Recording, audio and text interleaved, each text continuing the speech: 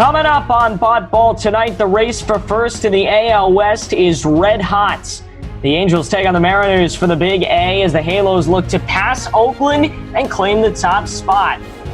Then we'll take you to Philadelphia, where the Phillies hope to turn things around while the A's go for the sweep before they head out of town.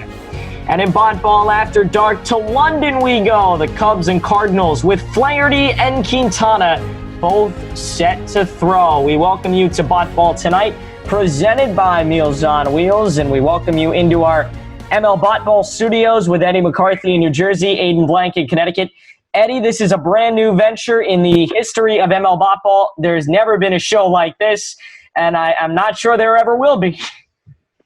No, it's another brand new initiative here on Major League Botball, and thanks to Zoom, you and I, about 200 miles away, able to do this together.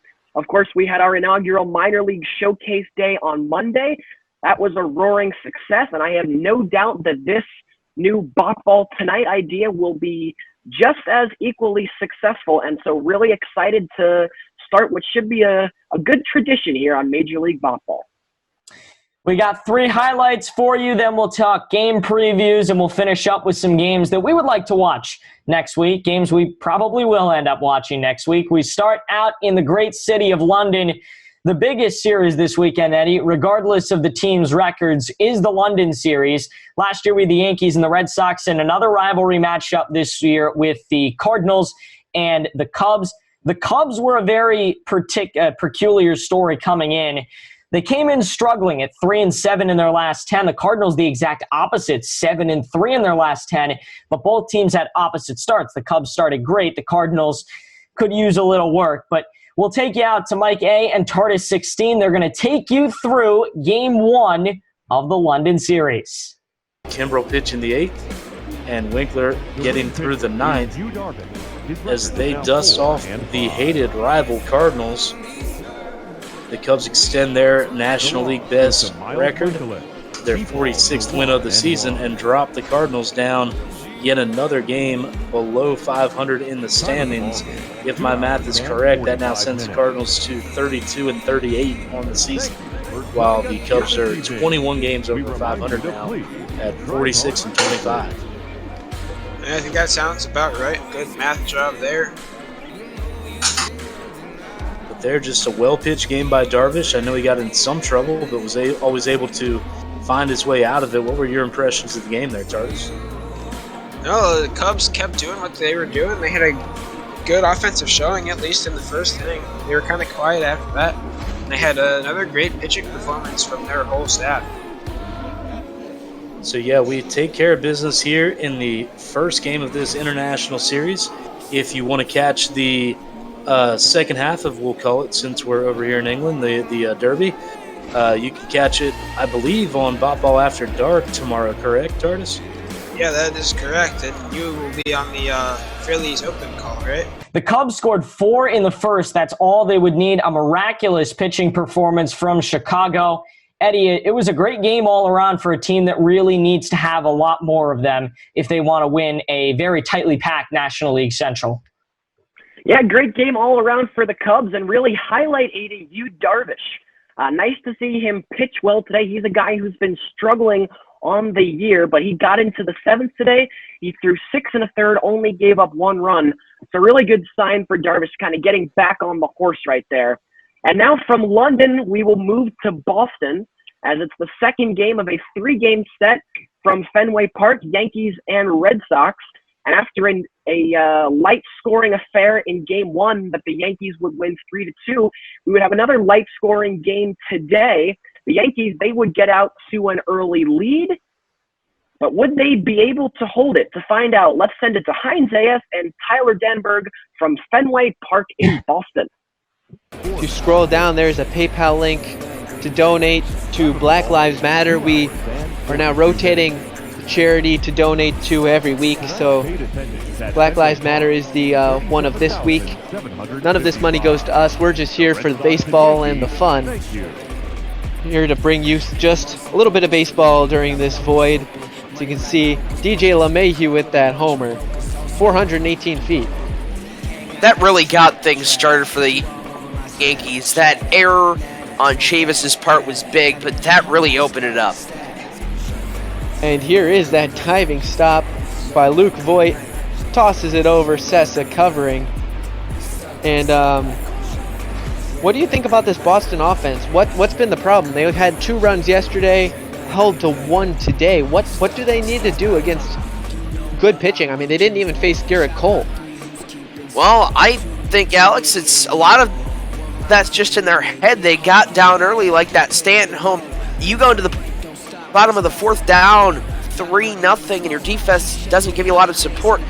I think a lot of it was just in their heads, a lot of mistakes by the opposition. Luis Sessa made some pitches that could have been taken into the gap or even out of the ballpark, and the Red Sox just couldn't come in full for a nice run opportunity. Well, here's a great defensive play, one of a few. This one by the Red Sox. Jackie Bradley, look at that cannon of an arm. Throwing the runner out at the plate. This was after they already ran into an out on a double steal. So that could have been even worse. Quite the seed from JP. And this is the consolation that they got. An RBI single before Mitch Moreland hits one way high, though a couple of 100 feet away from being the tying homer. Well, the Red Sox would rally. They'd get 1 in the 9th, but it wouldn't be enough. And Aiden, once again, these Red Sox bats pretty cold throughout the game. And Eduardo Rodriguez, who pitched well, he goes 6 innings, only gives up 3. Your classic quality start, he's dealt an unfortunate loss. Yeah, he really did not deserve to lose that game. I'm a Yankees fan, and I thought today couldn't have been better for New York. DJ LeMahieu hit a home run. It was just a great day all around for the Yankees. I think what was most impressive is that they only scored 3 runs. We expected them to come in and have an offensive kind of weekend, and they still could. But the first 2 games, they have been basically shut out. Well, not shut out, but, shut down by this Boston pitching staff. And I think it's been really impressive that they've been able to step up. They really, for the last few weeks, have not been able to deal on only 1 or 2 runs from the offense. They've needed big productions, but today was a lot different, and this weekend has been very different, and I'm really excited to see how the series ends up. Obviously, we're recording this on Saturday night, so we don't know how the series ends up. You guys do, but a really interesting series that they've had so far, and they got they got Pittsburgh during the week and then Minnesota on the weekend, so should be a fun matchup. But we're going to finish our highlights off with a matchup deep in the heart of Texas, and one of the more high-scoring matchups this weekend, the Rangers and the Indians. The Indians got off to a very big start. They led by 9 after 6, but the Rangers were not going down without a fight. We will throw things out to Texas. Cook Guy 40 and Chris Sachi. Take us through this one. I'm Chris Sachi, alongside JD Gregory. JD, let's look through the highlights here. Well, there's the one that got it started off for the Indians right there in the top of the second. Home run by Franmil Reyes that got the Indians on top. Time of the ball game, 3 hours and 59 minutes. Yeah, Corey Kluber continued to struggle in this game. Cesar Hernandez with another home run for Cleveland. Those were back-to-back. That's how they would score in the second. The Rangers would be, but it would be Indians wouldn't look back after that. And then with the bases loaded against Kluber, yep, there's Roberto Perez.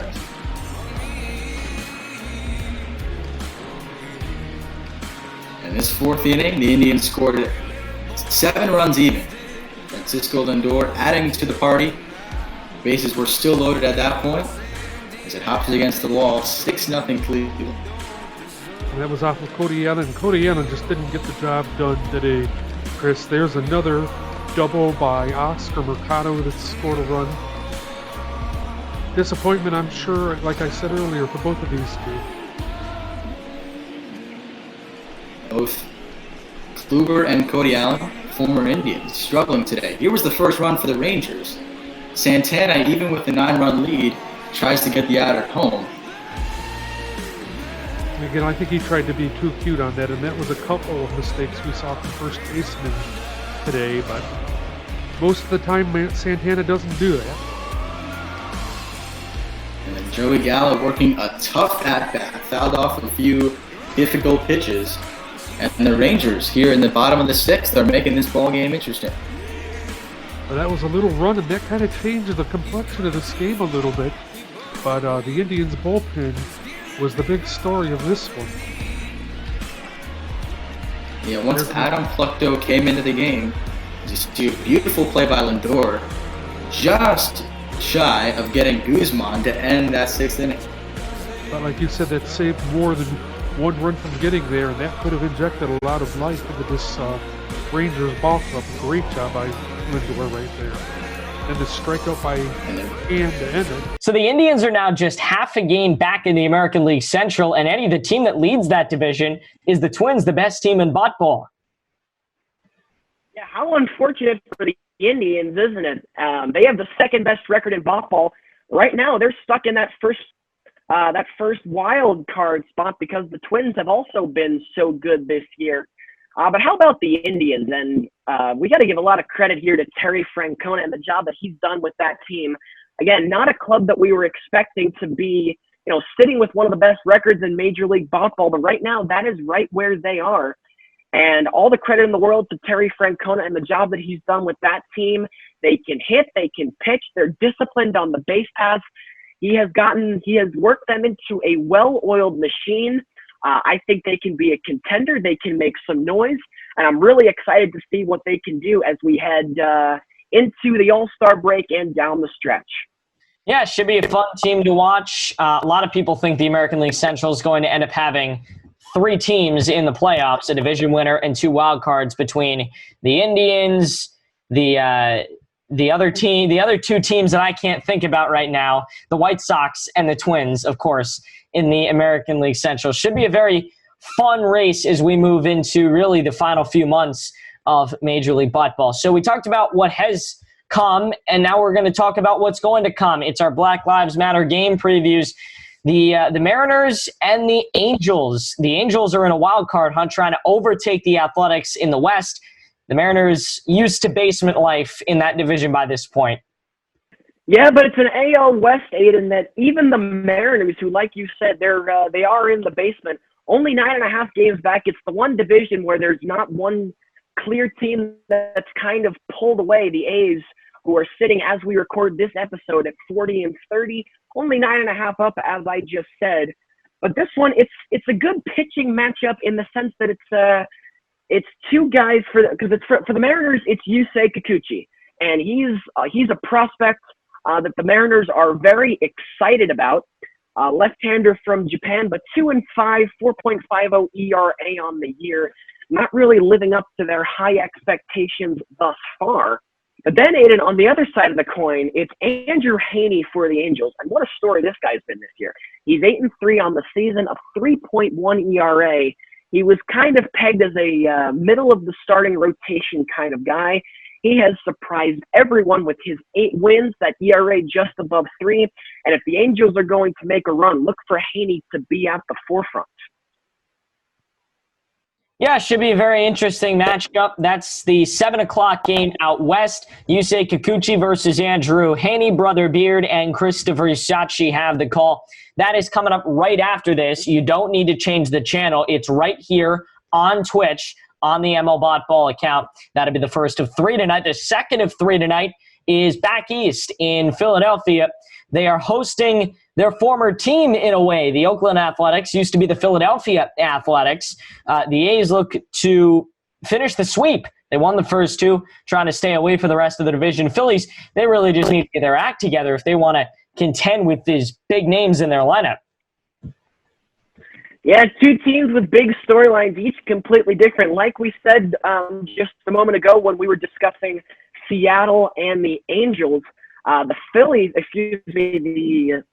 the A's, they're really looking to kind of distance themselves from the pack.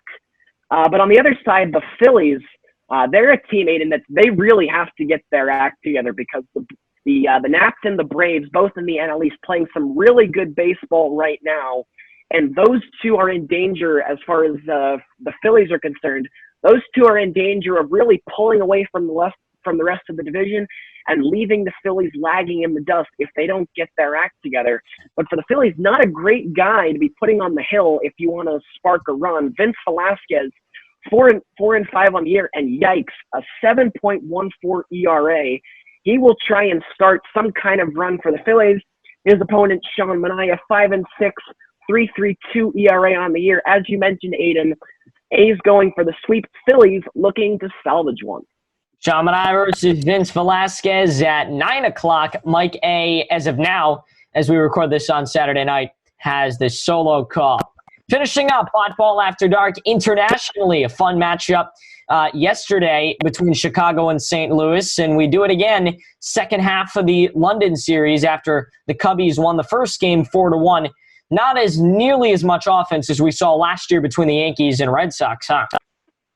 No, although it was certainly looking like it in that first inning, which was explosive. The Cubs got 3, but from there, all the offense would kind of slow down, and I'm looking for things to kind of stay the same, as I think it's going to be a pitcher's duel out in London for the second of 2, as it's going to be Jose Quintana. He'll toe the rubber for the Cubs. He's 4-3 on the year, 2.46 ERA. Quintana guy, he's been around the block quite a few times. He's an old veteran. He knows how to get hitters out. Look for him to put together a good performance. His opposite, Jack Flaherty, the ace for the Cardinals, 5-6, 2.76 ERA on the year. The 5-6 record, Aiden, not great, but the 2.76 ERA, not bad at all. That kind of tells you his team is really not providing that run support for him. Yeah, and we kind of saw the same thing earlier in the Yankees-Red Sox game. Eduardo Rodriguez had amazing runs. Well, other way around. He pitched very well, but did not get amazing run support. Runs win baseball games, folks, as much as we hate to admit it. The pitchers help, but runs win baseball games. So we talked about those game previews. We will finish things up with a segment that we'll have every week. Games to watch for this upcoming week. Eddie, you want to start us off? What games, what series do you want to watch, and what will you be watching in the next 7 days? Yeah, Aiden, I'm eyeing the 3-game weekday series next week, which is starting on Monday. It's going to be the Oakland A's. They are hosting the Los Angeles Angels, and it's such a big series because, as we've said a couple of times now on this show, the AL West, that one division where there's not really that one team who is pulling away. The A's are, as we sit recording this one right now, they're 4 up on the Angels. I think this is a big series that's going to kind of a good way to gauge where the AL West is at. Is there going to be somebody who kind of creates some distance in this division, some separation? Or is it going to stay tightly contested throughout the year? So I've got my eyes at the Oakland Coliseum next week. Should be a fun one in the AL West. I got a lot of games, but they're all weekend games. We're going to try to stay during the week. Minnesota and the Yankees, Atlanta at Washington, the Mets and Phillies. I think the one that I'm going to call on Friday is going to be Indians and White Sox. That should be fun. Those are all this weekend. But what I'm looking for this week is the Diamondbacks and the Dodgers. I know our good friend Duggo will be very happy about this. This is a chance for Arizona to prove themselves. The Snakes have a 4-game series. As of Saturday night, they're 4 games back. So as of Saturday night, if they were to sweep that series, not that they will, but they could potentially really gain some ground in the National League West, a division the Dodgers have won for the past bunch of years. It's been a while since anybody but the Dodgers won. So it's going to be a very interesting series there. I'm going to enjoy 4 games of Duggo and the Dodgers and the Diamondbacks. Yeah, 7 consecutive years now that the Dodgers have won that NL West. But this year, although they do lead that division, they've kind of been relying on individual talent more than a collective team effort as far as putting some distance between themselves and the rest of the teams in that division, which is, I think, the main reason why the Diamondbacks are still so close. Granted, the Diamondbacks have had a good year thus far, but the Dodgers, I think, are far and away the most talented team in that division. The question is, can Dave Roberts find a way to put all the talent on his squad together and use it to their advantage and propel them to the success that they have enjoyed in the regular season in the past couple of years? Our Sunday night triple-header begins out west. The Angels and Mariners, followed by the A's and Phillies. And we'll finish up internationally with the Cubs and Cardinals. That's going to do it. We really enjoyed spending 10, 15 minutes with you on this Sunday night. We'll be here every Sunday night for the rest of the regular season. For Eddie McCarthy and our entire Botball family, I'm Aiden Blank. Enjoy the final 3 games of this Sunday triple-header. And we will begin with the Angels and Mariners. Have fun and enjoy the rest of your weekend.